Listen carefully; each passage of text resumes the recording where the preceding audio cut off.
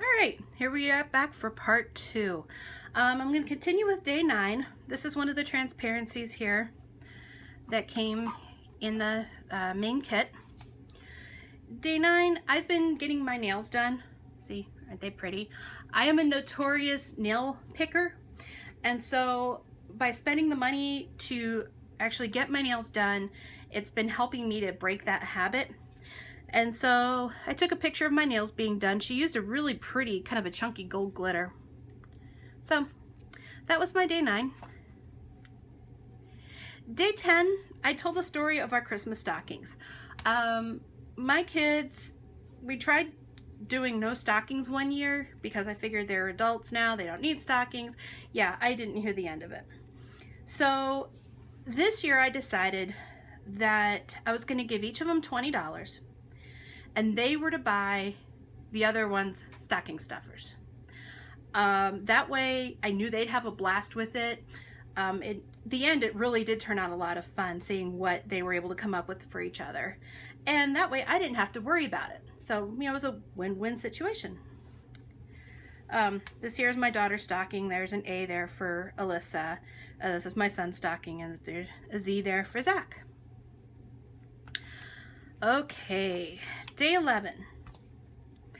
This here, my mother is a phenomenal seamstress, and she has been sewing clothes for this doll. This was my great-grandmother's doll, and it was passed down to my aunt, and then my aunt sent it to my mother so she could make the wardrobe, and then eventually I will receive this doll, and then I'll pass it down to one of my kids.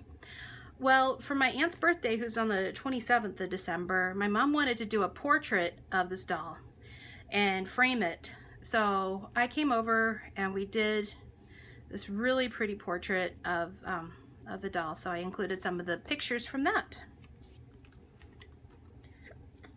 Day 12. My mother is on this downsizing kick right now, and she doesn't set up a big tree anymore. My kids are old enough, they don't care. So she does a mini tree. So she doesn't really have a need for all of her old ornaments. And so she brought out the ornaments this year and let me and my kids go through them to see what we would want to have for our own Christmas trees. So I took a picture here of some of the ornaments that I took. And I don't know if you can see it here in the video, but this Hello Christmas, I used a Wink of Stella pen in clear just to add a little bit of shine to the lettering there.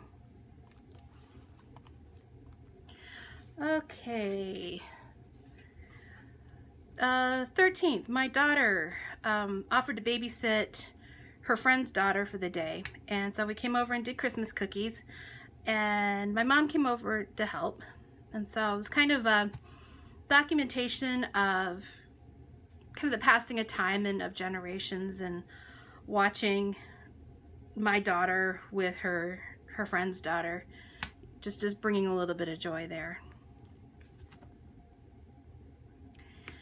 December 14th.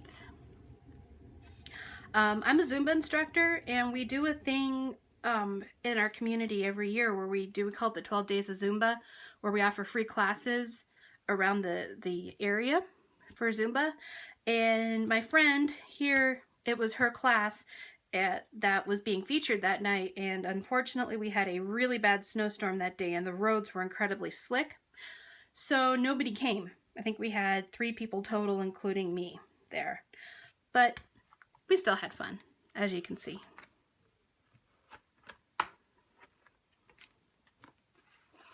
Okay, day 15. Now, I told you we had a snowstorm. The roads were so bad that they ended up canceling school for the next day, for the 15th. And I live in Montana, and that never, ever, ever happens. It can be 3 feet of snow and 30 below zero, and kids are still out walking to school. So I documented the snow day. This is looking down my street here.